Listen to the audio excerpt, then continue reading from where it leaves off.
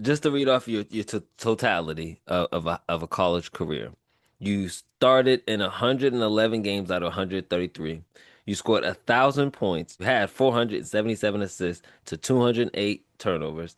You almost matched that with 203 steals. 5'5" guard from West Virginia. Not even that, but thank you for giving me high five.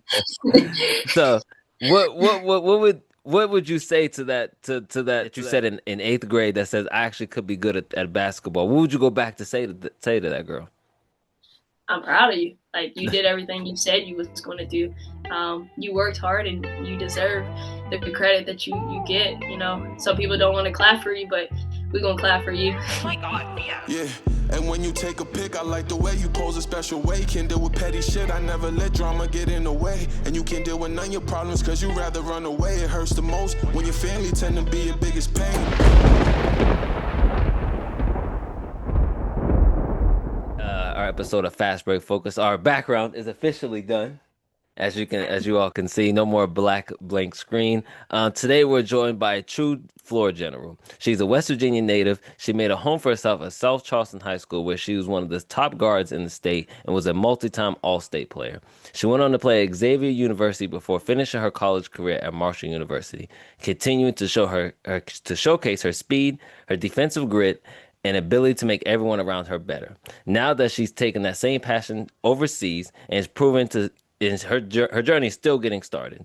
In her spare time, she loves to give back to the game as a coach, trainer, and even hosting her own all-girls basketball camp, assisting the game. I'm excited to dive in her story and the moments that shaped her and the lessons that she's carrying with her today. Let's get into it. Aaliyah Dunham, welcome to Fast Break Focus. Thank you for having me. How's it going? It's going great. It's a rainy day here in Bergen, Norway, per usual. All right. But it's an off day for me, so very nice day. Sounds good. Sounds good. So, just to go back in your journey a little bit, it started at the very beginning. Where did basketball start, and where did that love of basketball start? Uh, I think about second grade was the first time like I actually played basketball. Played in like an all girls league. I think it was actually the St. Albans all girls league, which it's still going on today. And then I played a little bit in the South Charleston little league that was kind of co-ed with my coach JD Lambert. We started the all girls league. That same team, we played in the all girls league, and we also played in the South Charleston Busy Ball League. And just from there, the love of the game progressed as the years went on. So, what was your influences in basketball? Who did you really look up to? I would say the bigger picture, Allen Iverson for sure. But in a close knit, definitely OJ. OJ Mayo, that's it. That's in the blood. And I think at a young age, I was able to witness him playing in high school and then on to the collegiate and then on to NBA. So I think for me, seeing that and in reality being close to that and knowing that that happens in West Virginia, I think that was like a big inspiration for me. OJ Mayo, and people don't know OJ Mayo was larger than life in West Virginia. He Very truly, much so. in the modern day, he is the greatest thing we've ever seen when it comes to West Virginia. No more than 8, but I remember bits and pieces, not like full story, but I remember like watching him play at the Civic Center, the state Hmm. tournament, and I was speaking to him, and just like a whole crowd like bum rushed to him, which is like absolutely crazy. Like now, That happened, but for it to be in West Virginia and how big he was, I mean, he was like the LeBron James Yeah. in West Virginia and around the nation at a certain point in his career, like in a high school career. So I thought that was like extremely crazy. But yes, people don't realize how big OJ was. Yeah, he was massive, man. And so you say you started playing basketball in second grade. I read online somewhere, or I seen online somewhere, you say that eighth grade was the first time you realized that you was actually good at basketball. Um, it was after year. I think you said it was after the tournament, the school year tournament. You guys won, and you said that you was really good. But I wanted to. I have stories. I've heard stories, and well, Okay. you're playing days with JD, and you're playing days playing in middle school. I heard in seventh grade that you dropped 25/30, depending whoever was there. They said 25 or 30 and they were sitting front row and they were talking trash to you the whole game. Do you remember moments like this, dropping crazy amount of points early on? Honestly, I do not.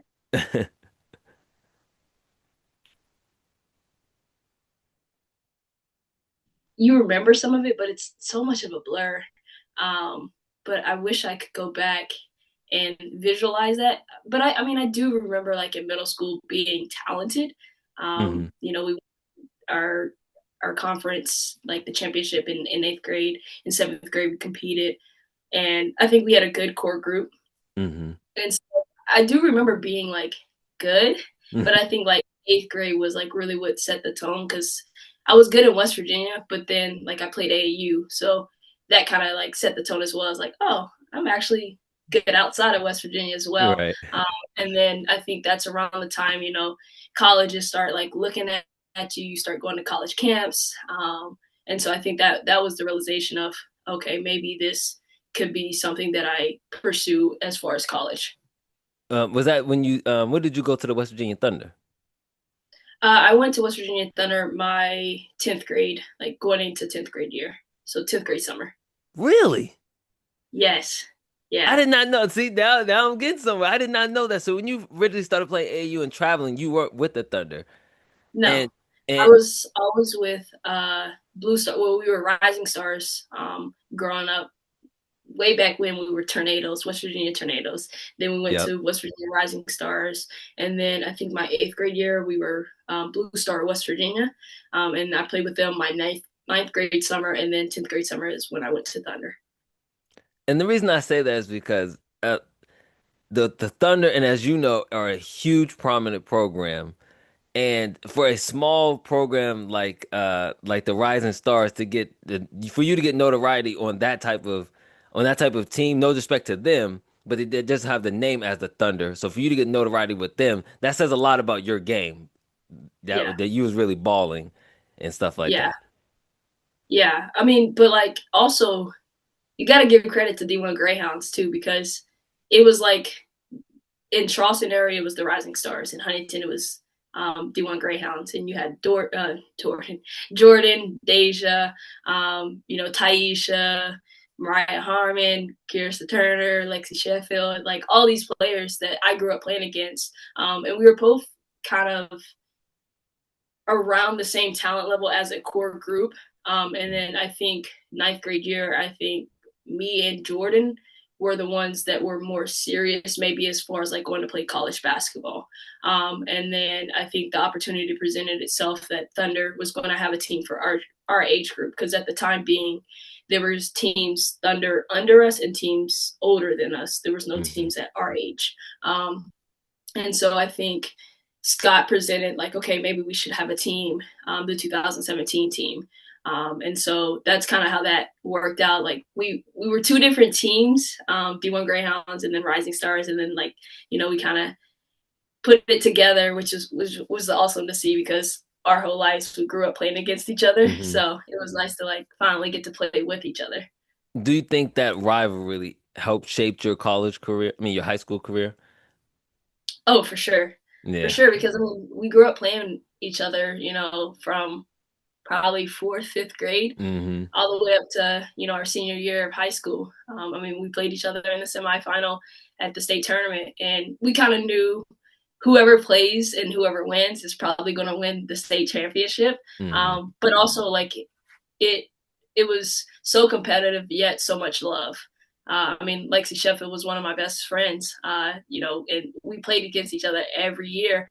And it was this rivalry, Rising Stars D1 Greyhounds every year. So, I mean, I think it also like sparked that competitiveness, but also like we had mad love for each other on and off the court. Right.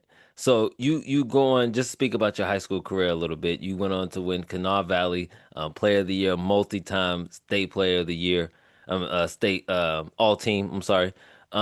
What did that? What would you say about your high school career? What is the one things that stick out to you about your college? I mean, your high school career, and do you really look back on the success of your high school career a lot? Yeah, I do. I mean, I don't think people realize how good high school basketball was in West Virginia in my era. I mean, every team you went against pretty much had at least one Division I player on them, and then Hmm. at least two to three, four Division II players that went on to play college basketball. Hmm. So the level itself of my high school career was top notch, like for West Virginia, compared to talent now. No shade or no Oh, it disrespect, was but the I golden think era. I'm gonna speak for you. She's not saying it's up. I'm gonna say it was the golden era. It was the golden it era. was so high level. And my team, South Charleston, like we had some pieces that I believe that could have went and played college basketball that just didn't decide to. Like, I mean, they could probably lace up right now and still Hmm. give some people, buckets. But I think like just having that same jail group for many years. I mean, because some of us played together in AAU with the Rising Stars, and then we went on to play again in high school. It was just memories that you have forever. We won a lot, so that was always nice. We never won a state tournament or a state championship, but we made it there every year, all 4 years. So that just goes to the level of like we were a good team. We just never could get to the finish line. Right. And I believe in giving people their flowers while they're alive to smell them. Yes, With these two yes, eyes right here, with these two eyes, Aaliyah Dunham, y'all, is a top 10 high school basketball player I've ever seen. But for I didn't real. see Thank Whitney. I didn't see Lakia Smith and all of them. I didn't see all those people play in high school. But as far as you. with these two eyes right here, what I saw Aaliyah Dunham do on the basketball court, fantastic things, fantastic things. So Thank you. I want to give Thank you your flowers, and at the end we're gonna get to it. But my new board here, I wrote your name on here is my fast break focus wish list, and there's a reason why Leah Dunham's name was on here, y'all. I'm gonna say that. I'm gonna give her flowers here while she's able to smell them. thank you very much. Much appreciated. So you end up going to Xavier. What was that? Yes. What was that recruiting process like, and why Xavier was the place for you? So, being recruited is an experience itself. You talk to coaches, you form bonds, not only with coaches but the players as well. Because sometimes you're going to those campuses, going to those games, going to the practices. You kind of see these people and you build bonds. And I think it's very important to be surrounded by people that believe in you and believe in the same things you believe in. And I think for me, that was very much so at Xavier with the coaching staff and their vision for me as well, on and off the court. And so I think that was like one of the biggest things that like stood out to me as I like decided on which college I wanted to go to. And then, academics played a role. Xavier is a great academically school, top in the nation. So for me, that was big. It was small knit. Like it was big enough to like not know everybody, but also small enough to kind of remember seeing everyone. Hmm. Um, and then campus is beautiful. The facilities are top notch, top in the country, and then it was close to home. It's 3.5 hours away, door to door. So it wasn't like if something happened, my parents could get there very quickly, and they were able to come to my game. So that's a big part of who I want to be, and when I play, I want to be able to allow my parents to see me play as well. So that was a big part as well. Just to read off a couple of your stats from your just Okay. at your time at Xavier, right? Now, you did mention that that academics was a huge piece of why you went Yes. there. You was a multi-time all academic team. And Yes. so what was one thing before we get into the stats, what was it about school that really because a lot of people see student athlete and they only hear the athlete part. What was that Right. student part so important to you about? I think from a young age, my parents really emphasized like student first, then athlete second.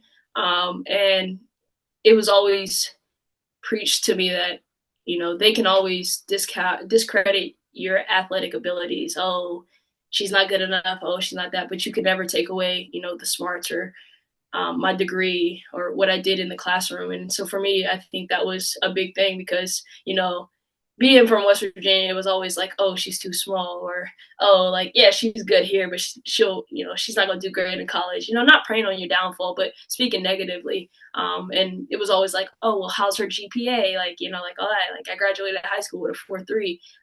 And so for me, that was like something that I took pride in because they can never take that away from you ever. Like you can always discredit, a basketball player, but like you can never take away the personality and the person and what they did outside of the court. So for me, academics was a huge part of that. I know that's right. I know that's right. But just to read, like I said, just to read some of your stats, you were eighth in assist in program history. You were tenth in per game, tenth per game in assists per game, and you were tenth in steals per game. Now, what was that experience about Xavier that you found your groove in your game? What was it? What was that? What is the coaching style like that allowed you to play your game, and what was that experience like? For me, college is a different level for a lot of people. And I think one thing that's big is finding your role. You put 12 people on a roster or 15 people on a roster that are all the best of the best. They've all, won state championships. They've all had offers. They're all really good at their position, but you got to find a way to stand out within that 15 players. And for me, it was, knowing your role, which was taking care of the ball, controlling the tempo, running the offense, knowing the sets, making sure people were in the right places. And for me, that was something that I was comfortable with, and I could understand that I was going to be good at that role. And so for me to be on the court, that would be my role. And I was honestly 100% fine with that. As long as I got to play, like I would step up and be that person. And so I think just knowing your role and being good at your role is the reason why I had the career that I had. Okay, and so I bring up the assist to turnover ratio because you were primarily known as a scorer in high school. Mm-hmm. Yeah, Yes, you yes, scored a lot of points. You gave a lot of people business, a lot of people buckets in high school, and you had to yes, shift your game into that assist person, the facilitator that we know Aaliyah as in high school. I mean, in college. yeah. Excuse me. What was it hard for you to make that transition, going from scoring to now facilitating? A little bit, but honestly, it was harder for the people around me. Because you grow up again, like you said, like everyone knows you as a scorer. So the first thing everyone looks is stats, like, oh my gosh, how many did she score? Like, you know, to define people's success, they always think about points. Like for whatever reason, people always like, well, how much points did they score? Like that determines how good you played for a lot of people. But I think trying to get people to understand sometimes it's more than a score sheet. Like yes, like assist is on the score sheet, but making sure your teammates are in the right place, setting the tempo, calming the team down in the middle of the chaos. Just by like being calm, cool, and collected.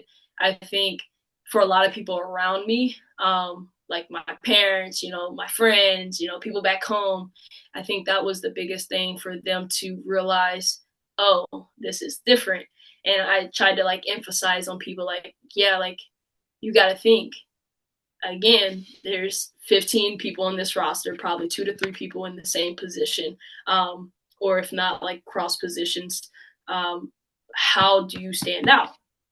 Would you rather be a scorer and sit the bench, get 10, 15 minutes, or would you rather me play my role, take care of the ball, facilitate, run the offense, and play 35 to 40 minutes?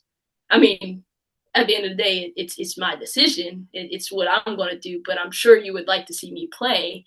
And so I think for me, it wasn't like a big adjustment because again, I wanted to play, so I would do whatever it took to be on the floor. And so for me, it wasn't so much harder on me. It was harder on, the outside of like trying to look in. I will say this. For you to play as many minutes as you did and completely shift your game, you had to be doing something right where coach was putting you on the floor. Right. Like you said, I might not be going out and scoring the 30 points that I'm used to scoring, but I'm out there on the floor, and coach ain't gonna put me on the floor for no reason. I have to be doing something right out there for me to coach Right. to put me, like you said, 35, 40 minutes a game. And Yeah.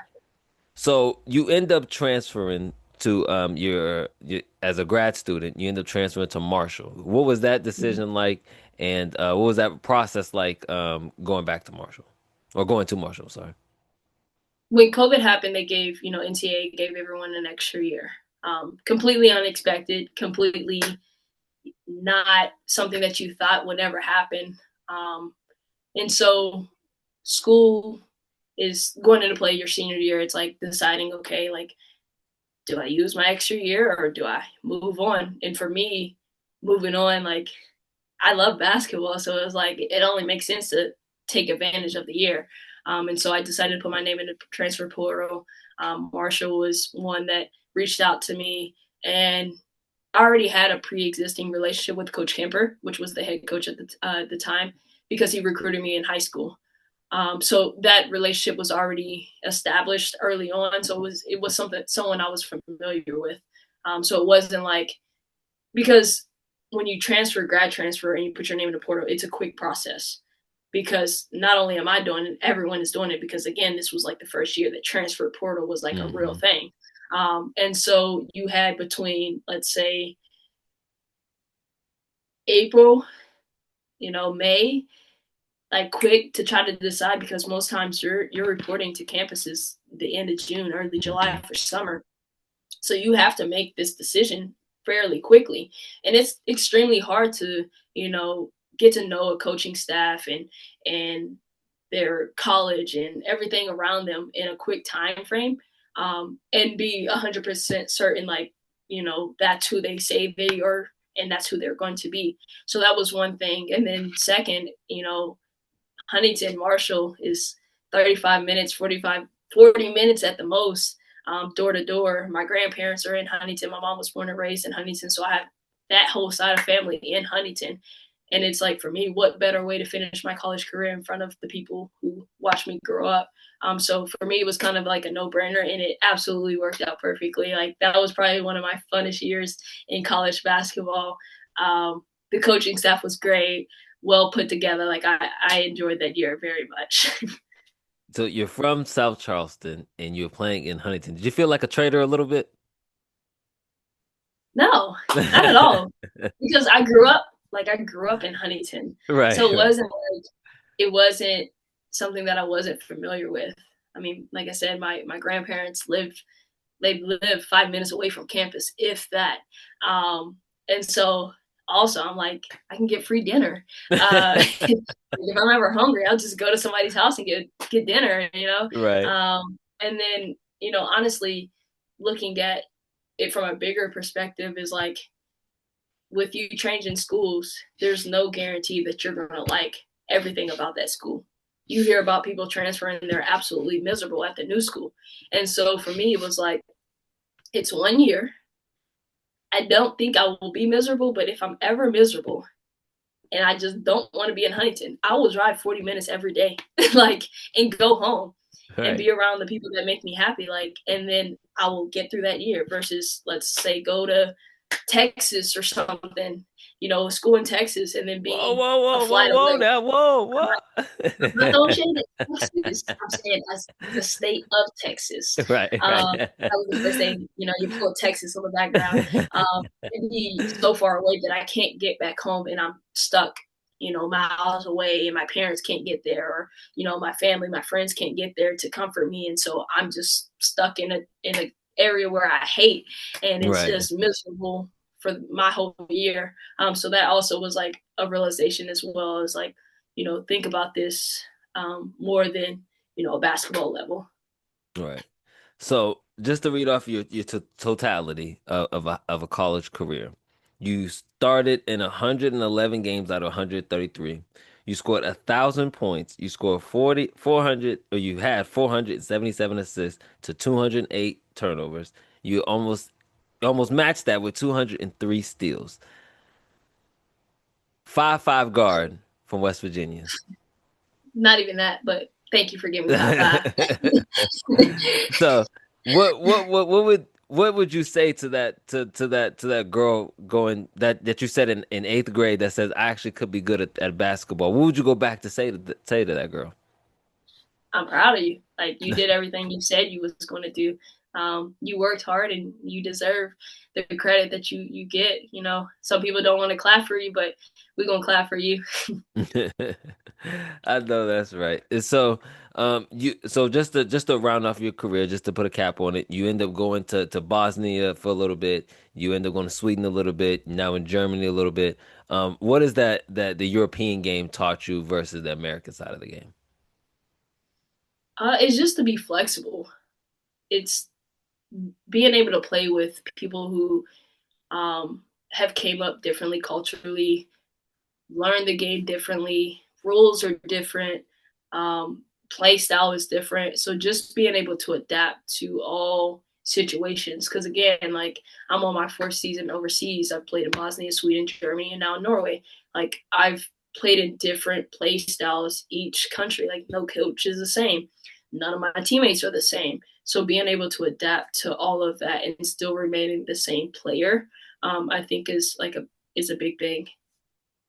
So what would you say to anybody that feels like, overseas is an opportunity for them? Do it. Like do it 100%. I always tell people who like my friends who are trying to go overseas or thinking about going overseas, it's I always say like why not?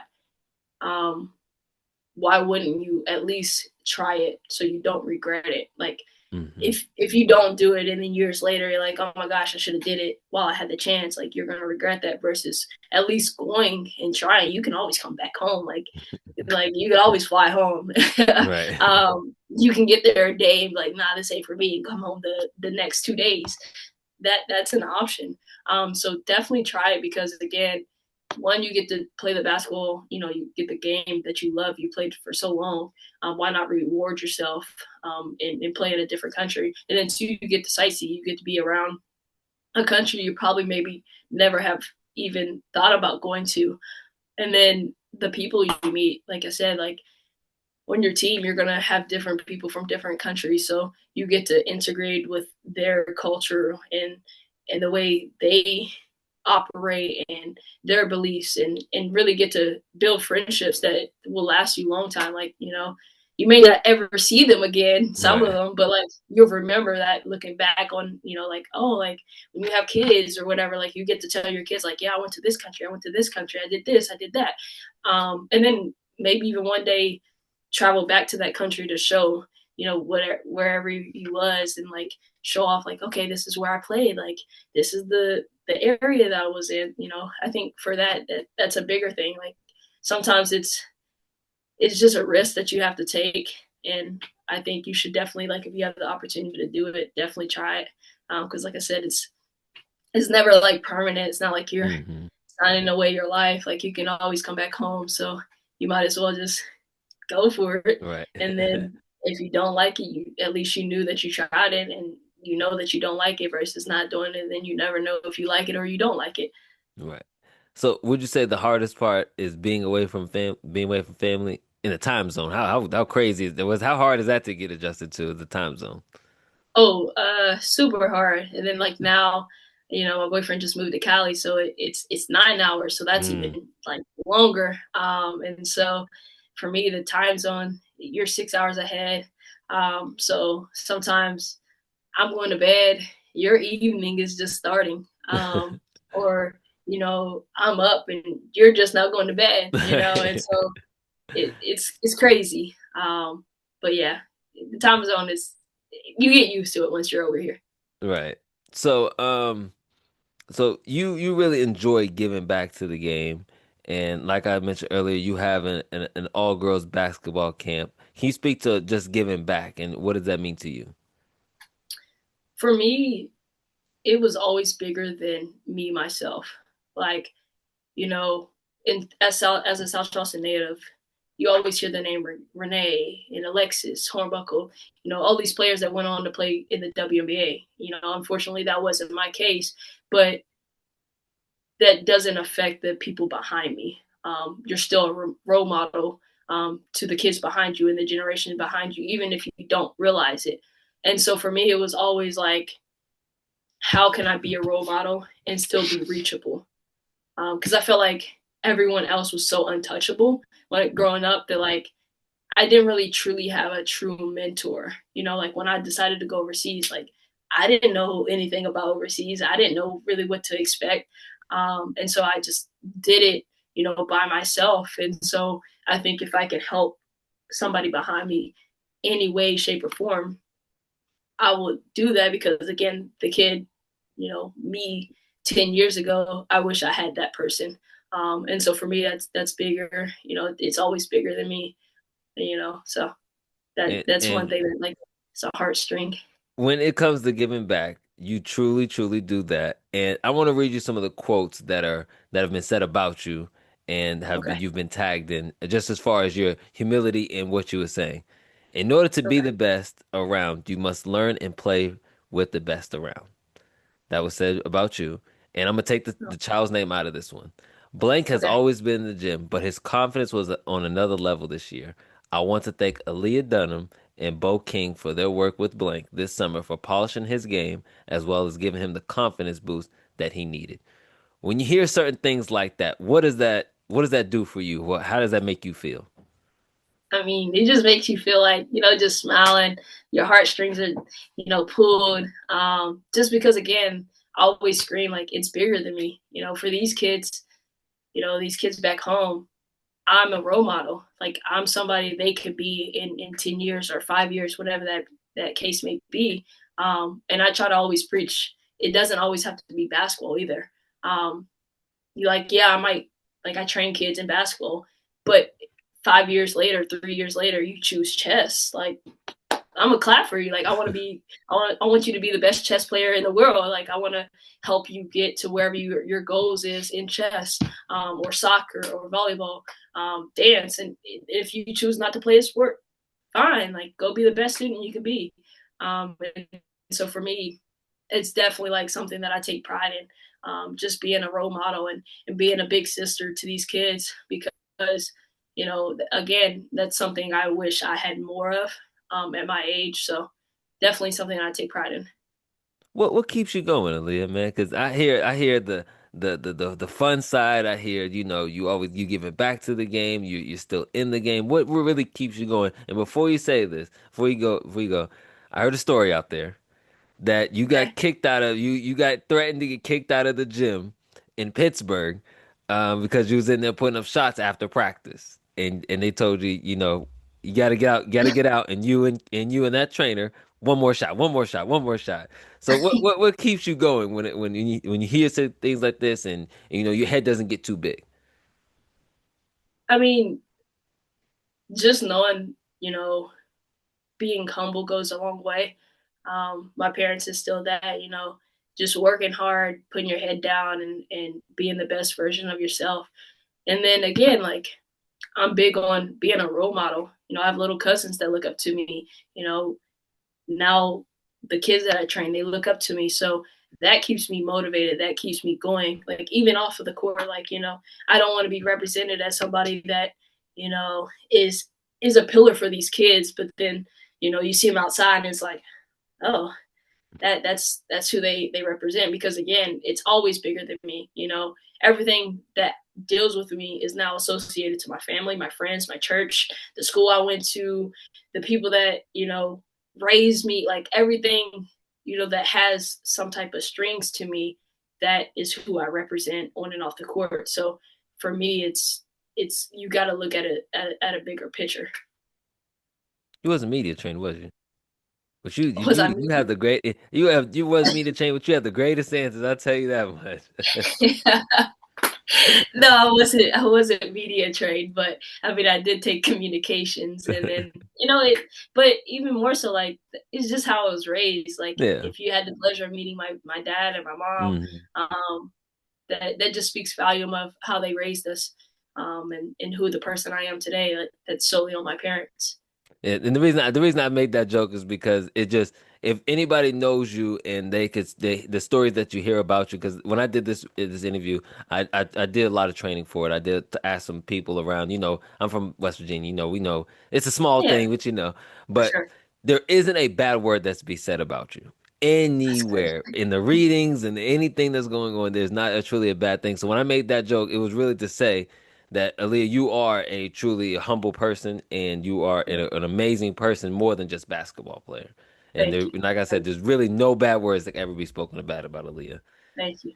Thank And you. so, Again, uh it's more than me. So like my character is a representation of all the people that I'm associated with. So that's it. And just to round it off, round off this interview, I have two more questions for you. okay. So like I said, you don't remember it, but scoring 25s and 30s in middle school, elementary school, you go on to score 1,000 points in high school, 1,000 points in college, you're overseas, you do all these things. What is the moment or the shot that sticks with you the most? The shot. The moment or shot, whatever it is that about your career, your playing career that sticks with you the most. One of them I would definitely say winning the MSAC championship, night of the championship. No shade against Huntington. I hit the game winner uh, in the South Charleston Rec Center, which if you know anything about South Charleston and being a true South Charleston baby, the Rec Center is like a second home. That was Hmm. my daycare growing up. I just got dropped off there and I spent all day there. So being able to make that shot at that location um, that day. And honestly, I think that was the same day that Talia Cashwell tore ACL, Mm. which was like, a big sister to me. Hmm. So it was a tough day mentally, but to be able to overcome that and win and make the winning shot and all of those emotions come together, like it was beautiful. So Oh, we that's were hot definitely that one of day. them. We were mad You that said day. what? I said we were mad that day. I mean, But I mean, that's just our rivalry, though. Hmm. Like that happened all the time. Like we just went head to head. But again, like credit to you know D1 Greyhounds and the parents of those players. Like we had that moment, and then like fast forward to my senior year, they beat us in the semifinal, and I'm crying. And the first two people that come to hug me and comfort me is Jordan Dawson and Lexi Sheffield. Like on the opposite team, we're Hmm. supposed to be like rivalries, but like that just speaks to everything that those parents brought those kids and raised those kids, and like the core value of D1 Greyhounds and the Rising Stars. So like going back and forth with them like always was a pleasant thing to happen. And then let's move on to college. Let's see. Um, Probably like being announced that I was freshman team, like all freshman team, on the Big East all freshman team. I remember the moment, like I was in Spanish class, phone was on do not disturb, and like I got out of class and I looked at my phone, and I'm not certain, but I want to say the text was from Brian Mallory, and he was like, or like a notification Brian Mallory like on Twitter or something like that, and I was like, what's going on? And I seen it, and I was like, what? Oh, okay, like that's crazy to me. Hmm. And then like scoring your 1,000 point in college is also like credit because not a lot of people do that, and I was able to do that. So I was super excited and ecstatic about that one too. So I think those are like the biggest moments in my college career, and then signing my first pro contract was also another one. I know that's right. I know that's right. Throw that in there. Yeah, for sure. Last question I have for you is I need Aaliyah's quote. Something that you say to yourself a lot, something that you may teach the people that you're training. hmm Um, hmm. I feel like I scream like it's bigger than me a lot, like especially to the kids that I'm training because I want them to understand like when it's your turn it'll also be bigger than you. Um so I'd say like, in a way, it's bigger than yourself, Hmm. um, and like just making sure that you're giving back, um, and planting seeds in people that you're surrounded with on and off the court or wherever the case may be. Like you said, like whoever runs into me, I want them to be like, dang, that girl's blessed. Like Hmm. she's got a light that you can see, and it's something about her. Um, and I want that to be not only a thing for me, but for kids and for them to realize like you can have a light, but your light can either shine on someone or it can diminish someone. And so choose wisely how that light is being shined. I like that one. I love that one right there. That might be the best ones we had. And the last thing before we end this is I've told myself anytime we get somebody from the wish list, we have to circle their name and cross it off. I know that's right. Thank you so much, Aaliyah. This has been a fantastic, fantastic interview. I cannot thank you enough for jumping on and being one of my people off my wish list because I've been really, since I came up with this list, you're one of the people I truly wanted to have on here. And I hope you had a really good time. Thank you. Like it was a pleasure, you know, being honored to be one of the people you wanted to be on this podcast. And it also is an honor, to speak my story and share, my perspective. Because sometimes people watch from a distance, but they never really truly get a feel for your personality or who you are as a person off the court. They just see, oh, she's a basketball player. Oh, she played in college, like all these things. So I think it's always nice to, see people from the real insight in who they truly are. So thank you for allowing me to share my story and a little bit about me today. Well, Leah, you full of quotes, man. I tell you that much, man. Boy, you give them now. If you ever, if this, hey man, after basketball, you should really take up being a motivational speaker because you do a really Oh good job man, at it. you say that, but then I get up on that stage and be nervous. Start to sweating and stuttering and all. I don't know about that one. I know that's right. I know that's right. Well, thank you so much. This has been another fantastic episode of Aaliyah. We appreciate you again, and we'll be in touch. Thank you very much. Thank you again.